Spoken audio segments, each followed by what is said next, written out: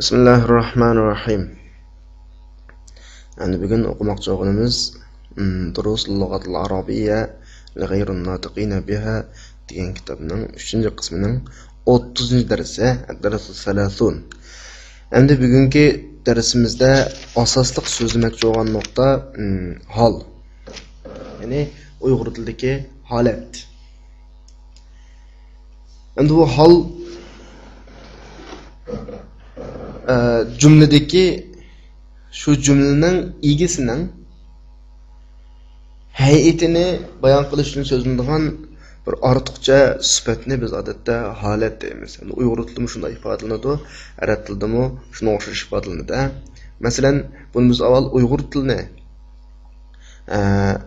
tahlil qilib turib tushungan vaqtimizda bir ish harakat yuz berdi. Şu iş hareketinin ilgiside şu iş hareket 101 vatqa vaqtda tepilgan halet, görünüş, şekil ne buludu? Halet buludu. Mesela men menevettep kitap okudum. Müşurundaki asasi cümle kitap okudum. Ben kitap okuyan vaqtimda mening ahvalim, halatim qanday holatda? Menvatqan holatda. Menedeki menevettep deganim del halet buludu. Ders anlatıp bir narsa yeme. O'qituvchiga ders anlatıp bir narsa yeme deb desa, mush jumladagi bir narsa yeme degani asosiy jumla, ders anlatıp degani endi bo'ladi, holat bo'ladi. Mana shunga o'xshash. Ondan boshqa men piyoda holatda maktab keldim yoki maktabga piyoda keldim. Ji'tu ilal madrasa mashiyan. Yoki men maktabga mashinada keldim. Ji'tu ilal madrasa rakiban. U uydan yig'ilgan pati chiqib ketdi. Kharaja minal bayt bakiyan. Deganga o'xshagan jumlalardagi holatda qilgan pati, qilib etib, itib etib, holda degan bilaklarning hammasi nima bo'ladi? Holat bo'ladi. Holat bo'ladi. Masalan, kitobda berilgan misollarni ko'rib baqadigan bo'lsak, ja'a Hamidun rakiban darrajatahu desa, Hamid velosipedini mingan holda keldi. Yoki yana bir xil tarjima qilsak, Hamid velosipedini minib keldi. Mush o'rindagi minib, ya'ni arabchadagi rakiban degani nima bo'ladi? Holat bo'ladi. Ishtaraytu dajaja mazbuhatan. Men bo'g'izlangan holatdagi tug'uni sotib oldim. Men tug'uni bo'g'izlangan holat sotib oldim. Mushurundaki mazbuhatan. Bunu buludu, halet buludu. Hada ustazuna daxil al-fasl. Bu bizning sinf kiratgan holatdagi kishi bizning ustozimiz. Mishadagi daxilan al-fasldagi daxilan bunu buldu, halet buludu. Endi mushu hol kelib qolgan jumlalarda hol ifodalaydigan, hol qartilgan shaxs halning nimasi bo'ladi? Igisi bo'ladi. Buni arab tilida zulhal yoki sahibul hal deymiz. Uyg'ur tilida hal igisi yoki hallanuvchi deb tushunsak bo'ladi. Endi shu jumladagi grammatikalik o'rniga qarab turib, qanday narsalar hal igisi bo'ladi degan vaqtimizda tuvandagi bir necha xil bilak hal igisi bo'la oladi. Masalan, birisi fa'il hal igisi bo'la oladi. Masalan, bayatanqi tuzgan jumlamizda ja'a Hamidun rakiban darrajatahu. Hamid o'zining velosipedini mingan holatda keldi desak, o'sha o'rindagi rakiban nim bo'ladi? Holat Hamidun uning egizi bo'ladi. Hamid ja'aning nimasi? Fa'ili. Ikkinchisi naibu fa'il, ya'ni maf'ulu ma lam yusamma fa'iluhu. Bu mu nim bo'la oladi? Hal egisi bo'la oladi. Masalan, yuqtalul lahmu matbuhan. Go'sht degan pishirib yeyiladi desam, shundaki matbuhan go'shtning yeyilgan vaqtidagi holati bo'ladi. Buning egisi, yeyilgan, pishirilgan holatdagi degan holatning egisi nima bo'ldi? Lahm. Bu yerdagi lahma nima bo'ldi? Naib fa'il. Yoki duriba bakrun mashdudan. Bakri tınıp qo'yib urildi. Boshqalar tarafidan tınıp qolib uribdi, boshqalar tarafidan tınıp qo'yib tayaqiydi desa, o'shundagi mashdudan holat bakrun uning nimasi bo'ladi? Holigisi bo'ladi. Yoki maf'ulun bi holat egisi bo'ladi. Masalan, ishtaraytul kitaba mujalladan. Men to'plam qilingan holdagi kitobni qanday qilib oldim? Sotib oldim. yoki xabarmi hal egisi bo'la oladi.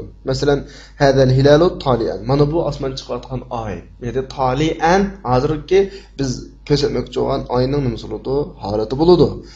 Yoki mubtada hal egisi bo'ladi. Dakhaltu alal mudir va indahu mudarrisuna jalisan. Mudirning qishiga kirdim, uning qishida bizning o'qituvchimiz turibdi, o'ltagan holda desa jalisan, yoki uning qishida bizning o'qituvchimiz o'ltiribdi desa jalisan nima bo'ladi? Holat egisi bo'ladi. Endi bu hal egisi degan nima?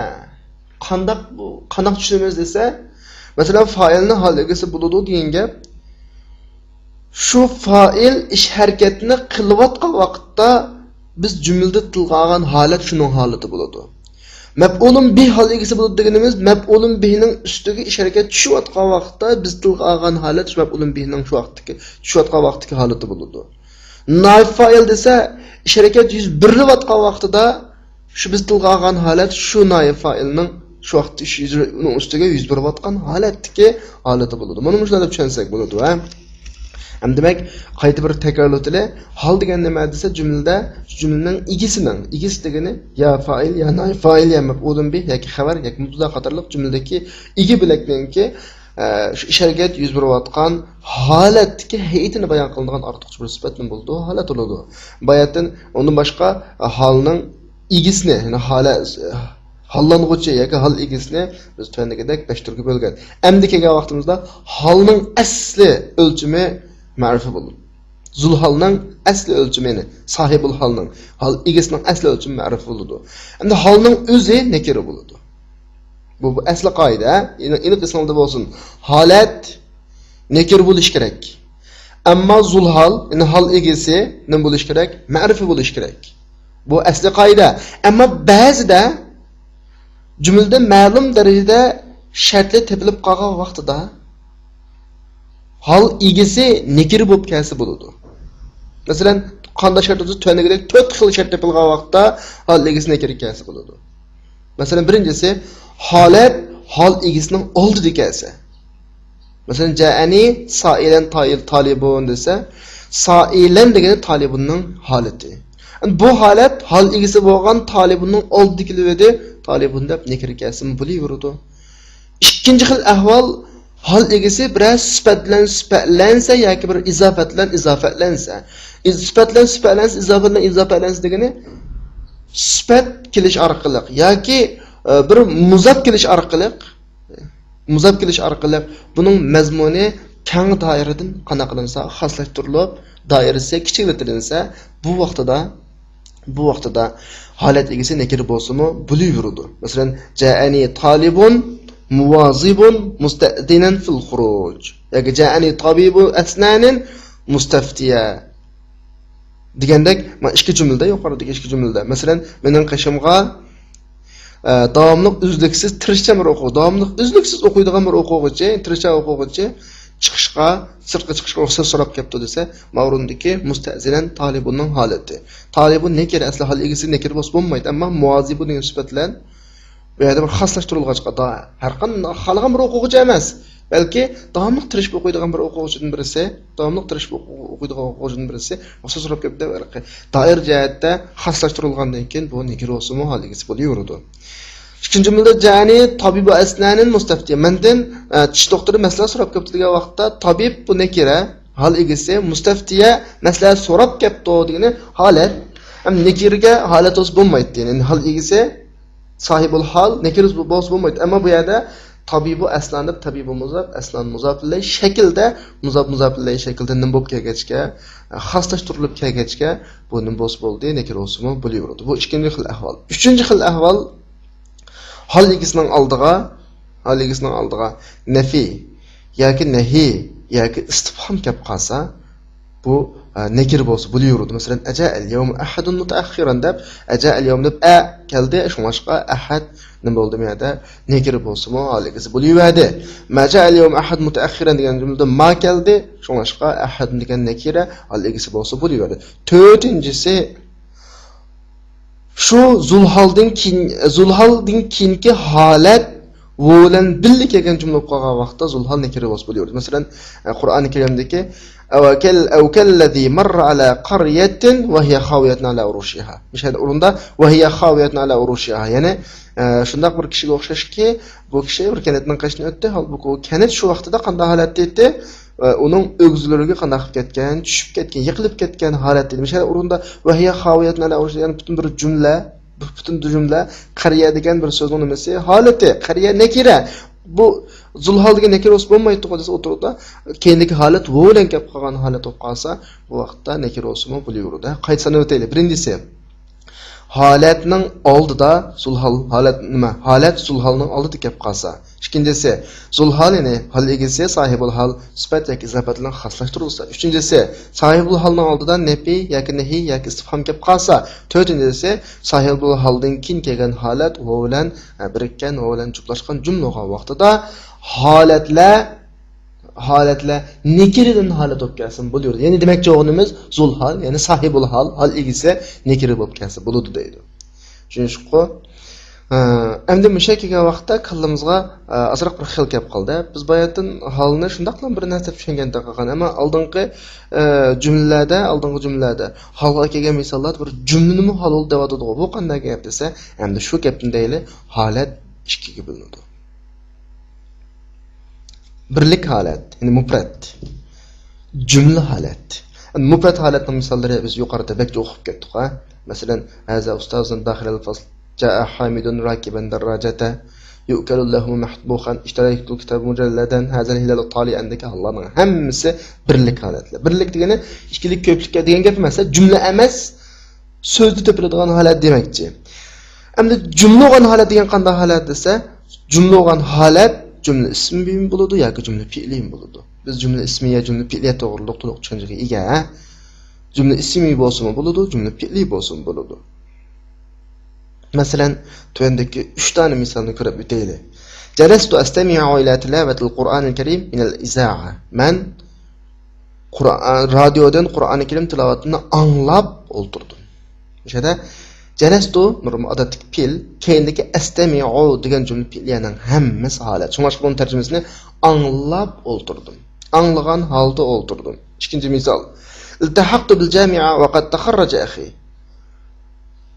Men qarindishim bittaga vaqt bitirib bo'lgan chaqda universitetga qana qildim, kirdim. O'sha o'rinda va qad takharraja akhi buni bo'ladi, holat bo'ladi. Hafizul Qur'ana va ana sag'ir. Av bayatning jumla fe'liyaniki o'tgan zamon shakli. O'tgan zaman kelgan vaqt oldi qat'iy qilishni unutmanglar. Hafizul Qur'ana va ana sag'ir desa, men Qur'oni Karimni kichik holatimda, kichik vaqtimda yod oldim desa, va ana sag'ir buning holati bo'ladi. Bu jumla ismiya. Ja'al jarih damuhu yatafadda. Yarda qani eqiyotgan holda qana qildi keldi. Mush jumladagi yuqoridagi 3 jumlaning hammasi, oxiridagi jumlaning hammasi holat jumla bo'ladi. Demak, holat birlik holat, jumla holat deb ikkiga bo'linadi ekan. Jumla holat, jumla ismiya holat bo'lsin bo'ladi, jumla fe'liya holat bo'lsin bo'ladi. Endi har qanday bir jumlani holat qo'llanadi desa, unda emas. Holat qilmoqchi bo'lgan jumlaning sharti bor. Unda o'z qanday sharti bor? To'yandagidek asosiy cho'ng 3 xil sharti bor. Birinchisi, cho'qqum hol bo'lmoqchi bo'lgan jumla xabariya jumla bo'lishi kerak. Endi jumla odatda inshaiya, xabariya deb ikkiga bo'linadi. Inshaiya, xabariya deganimiz, xabariya degan hozircha sizlarning tushunchanglarga nisbatan mazi, mudori, jumla ismiya, jumla fe'liyalarning hammasi qanday jumlalar? Jumla xabariya bo'ladi. Jumla inshaiya deganimiz istifhom bo'lgan jumlalar, nahi, buyruq bel, bulusiz buyruq bel, nida qatorlarning hammasi inshaiya jumla bo'ladi. Demak, hol bo'lmoqchi bo'lgan jumla cho'qim biz bayatni tilga olgan insha jumla bo'lmasligi kerak. Birinchidan, ikkinchidan cho'qim bu jumla istiqbol alomati bilan boshlanmagan bo'lishi kerak. Masalan, sin, savfa degandek alomatlar bilan boshlanmagan bo'lishi kerak. Uchinchidan, shu jumlani sohibul holga bog'laydigan bir bog'liqni o'ziga olish kerak. Ya'ni hol jumlada oldingi jumlaga bog'lanadigan bir dona bog'lovchi bo'lishi kerak. Bu bog'lovchi nimadan iborat? 3 xil bo'ladi. Birisi zimir, yoki vo, yoki bo'lmasa zimir bilan vo teng bog'laydi. Masalan, ja'u aba'ahum isha'an yabkun. Ular atlarining qashqa kashda yig'lab keldi desa, mushurunda yabkun degan jumlada Şu halet cümle oldidagi ja'u aba'ahumdagi ja'uning tagidagi hum zimir, ya'ni wo zimirga bağlaydigan yapgundagi zimir var. Boshqa narsa yo'q, bağlaydiganга. Ikkinchisi wo olanning misoliga kelsak, salat wasaltu ila Makka va shamsu taghrub. Men Makkaga yetib keldim, quyosh petayotgan holda desa, va shamsu taghrub degan holat jumlani ilgiriki wasaltudagi tu degan zul holga nim bağlaydi va shamsu taghrubdagi wo bağlaydi. Yoki wo zimir bilan billa bağlaydigan jumla bo'lish kerakligini kharaju min diyarihim va hum ulub desa, va hum ulub degan jumla, ya'ni ular o'zlarining yurtlaridan ming-minglab ko'p son-sanoqsiz holda chiqdi desa, mushurunda va hum ulubdagi wo va humdagi hum har ish kelsa, holat jumlaning oldidagi zul holga qanaqadir bağlaydi. Demak, qaytalasak, jumla holat bo'lish uchun tuyandagi 3 xil shart sharoit topilishi kerak. Birinchisi, bu jumla insho bo'lmay, ya'ni xabariga bo'lish kerak. İkincisi, bu cümle kelgusi zaman belgilerinden başlanmagan bo'lishi kerak. Yani başlanmagan bo'lmaslik kerak. Üçüncüsü, şu cümleni aldığındaki sahibul halga bağlaydigan ma'lum bir bağlag'uchni o'z ichiga olgan bo'lishi kerak. Endi bağlag'uchi masalasiga kelsak, ya zamir o'zi yolg'iz bağlaydi, yoki wo bilan yolg'iz o'zi bağlaydi, yoki wo bilan zamir birga bağlaydi. Bugungi darsdagi asosli nuqtaliq grammatik shakllari shu. Agar bu tarafı tushunishib bo'lgan bo'lsa, biz nima kelsak bo'ladi, tekst kelsak bo'ladi. ديالوج أول سلاجة ديالوج مرختم أخبري الدرس الثلاثون ما لك متعبا يا أحمد سمعت رنين الجرس وأنا في غرفتي فجعت مسرعا فتعبت أين سمير ضاعت ساعته فخرج يبحث عنها وأين ظهير وصديقاه رأيتهم خارجين من المطعم اقرأ الآيات يا أحمد يقف أحمد اقرأ جالسا أحب أن أقرأ واقفا يستعيذ ويبسمل رب اغفر لي ولوالدي ولمن دخل بيتي مؤمنا وجاءوا آباءهم عشاء يبكون ألم تر إلى الذين خرجوا من ديارهم وهم ألوف أيحب أحدهم أن يأكل لحم أخيه ميتا اقرأ الحديث يا علي عن أبي موسى الأشعري رضي الله عنه قال رسول الله صلى الله عليه وسلم إذا مرض العبد أو سافر كتب له مثل ما كان يعمل مقيما صحيحا رواه البخاري اقرأ البيت يا أبا بكر حتى متى أنت في لهو وفي لعب والموت نحوك يهوي فاتها فاه يرن الجرس ويخرج المدرس قائلا وفقكم الله والسلام عليكم ورحمة الله وبركاته. Şimdi hazır diyalogunu yuqorida biz so'zlagan darsdagi muhim nuqtaliq grammatiklarni tahlil qilgach tarjima qilamiz. Malaka mut'aban ya Ahmad. Nima bo'ldi sana? Charchab ketibsan qo'y Ahmad. Men o'rindagi malaka mut'abanniki malakaning asli ma'nosi bo'lsa matasna. Ay shay'in hasala lak yoki sana nima ish oldi? Mut'aban fi hali kawnika mut'aban. Yani sen charchab ketgan holatingni ko'ryapsan, sana bo'ldi mut'aban, nima bo'ladi? Uning holati bo'ladi. Sami'tu ranin al-jaras wa ana fi ghurfati. Faji'tu musri'an fata'ibtu. Men yatqimni turib qo'ng'iroqning jiringlagan ovozini angladimda oldirgan holda keldim. Shunlashqa herib ketdim. Fata'ibtu fa shunlashqa herib ketdim. Ana mush jumladagi wa ana fi ghurfati bu bir holat. Musri'an bu bir holat. Ama ana fi ghurfati qanday holat? Jumla holat, musri'an qanday holat? So'z odatdagi yolg'iz so'z holat. Va ana fi ghurfatidagi bu holatni ilgiriki zulhalga bog'laydigan narsa nima bo'lsa, wo. Undan keyin anadagi ana damir. Ayna Samir? Samir qayada? Ba'at sa'atuhu fa kharaja yabhasu anha. Soati yutib ketib, soatini izlab chiqib ketdi. Ma'runda yabhasu anha o'xshashlar holat jumla. Va ayna Zuhair va sadiqahu? Zuhair bilan uning ishki do'stligini Ra'aytuhum kharijin min al-mat'am. Ularning oshxonadan chiqib ketayotganligini ko'rgandim. Ya'ni xorijin o'xshashlar nima bo'ldi? Holat bo'ldi, va yana bir shadim degan gap desa, ra'aytuhum va hum fi hali kawnihim kharijin min al-mat'am. Ularni ko'rdim, ular shu vaqtda qanday holat edi? Oshxonadan chiqayotgan holat edi degandek tushunsak bo'ladi. Iqro'il ayat ya Ahmad. Ahmad oyatlarni o'qi. Yaqifu Ahmad. Ahmad o'rnidan turibdi. Iqro jalisan. O'ltirib o'qi. O'sha o'rindagi jalisan illa holat zabar o'qilyapti. Uhibbu an aqra waqifan. Men urdurup o'qishni yaxshi ko'raman. Ya'ni urdugan holda o'qishni deydi, waqifan yana holat. Yasta'izu va yubasmil. A'udhu billahi va bismillah deydi. Robbighfirli va li walidayya va liman dakhala bayti mu'minan. Oddiy tarjima qildi. Parvardigorim menga ota-onamga va uyimga mu'min peti kirgan odamga mag'firat qilsin. Shu o'rindagi mu'minan degani bu holat. Mu'min holatda mu'min peti degan ma'noda. Waja'u aba'ahum aishan yabkun. Ular kechda otasining qishiga yig'ilgan peti keldi. Yabkun o'xshashlar holat bo'ladi. Alam tara ilal ladina kharaju min diyarihim wa hum uluf. Amma oyatda siz o'zlarining diyorlaridan ming-minglab necha 10 minglab, ulub degani necha 10 minglab diyorlaridan chiqib ketayotgan kishilarni ko'rdingizmi? Ya'ni bahum ulub bu holat jumla bo'ladi. Ayuhibbu ahadukum ay ya'kula lahma akhihi mayta. Sizlarning biringlar o'zining qarindishining go'shtini o'lik peti yeyishni yaxshi ko'ramdi. O'lik peti, ya'ni o'lib qolgan vaqtidagi go'shtni yaxshi ko'ramdi deb aytadiki, maytanlar qarindishining go'shtini yeyildigan vaqtdagi holatni ko'rsatdi. Iqro'il hadis ya Ali, hadisni o'qi. Nabi Musa al-Ash'ari قال رسول الله صلى الله عليه وسلم إذا مرض العبد أو سافر كتب له مثل ما كان يعمل مقيما صحيحا رواه البخاري.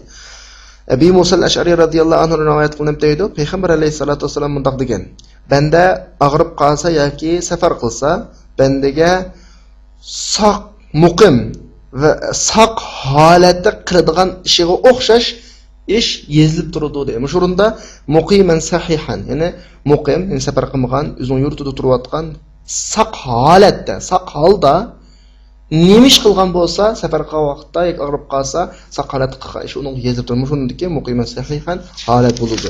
Bu hadisni Buxoriy rivoyat qilgan. Iqro'il bayta ya Abu Bakr. Abu Bakr, tundagi baytni o'qi. حتى متى أنت في لهو ولعب والموت نحوك يهوي فاتها فاح. حتى متى degani ila mata degan ma'noda. Hey, sen qachongacha o'yin tomoshaning ichida lahvin va la'ibin harish kelsa o'yin tomosha degan ma'noda. Holbuki o'lim bo'lsa sen tarafga og'izni echib kelyotdi. Ya'ni yahvi asli tushyotdi, undan keyin ketyotdi degan ma'noda, ikki xil ma'nosi bor. Ana mushu jumladagi vel mautu nahvaki yahvi fatihan fawdiyaning hammasi bir holat. Bu jumla holat deymiz. Ammo shu jumlaning ichida yana fatihan fav, og'izni ochgan paytligini bir ayrim nima holat, ammo bu qanday holat? Birlik holatdagi holat. Ya'ni nol jaras va yaxrujul mudarris qaylan. Qo'ng'iroq chalinayotdi, o'qituvchi mundaq degan peti chiqib ketyotdi. Qailan o'xshashlar holat. Mundaq degan peti. Vaffaqakumulloh va assalomu alaykum va rahmatullohi va barakatuh. Alloh sizlarni muvaffaq qilsin. Sizlarga tinchlik, Allohning rahmati va barakati sizlarga bo'lsin. Endi bugun darsdagi grammatik nuqtalarni tushungan bo'lsanglar, undan keyin tekstning, dialogning mazmunini tushungan bo'lsanglar, tendagi kunuklarning ishlab grammatikalarni joyida o'zlashtiringlar. Tushunmagan tarafinglar bo'lsa, so'zsanglar bo'ladi. Va axiru da'wana alhamdulillahi robbil alamin.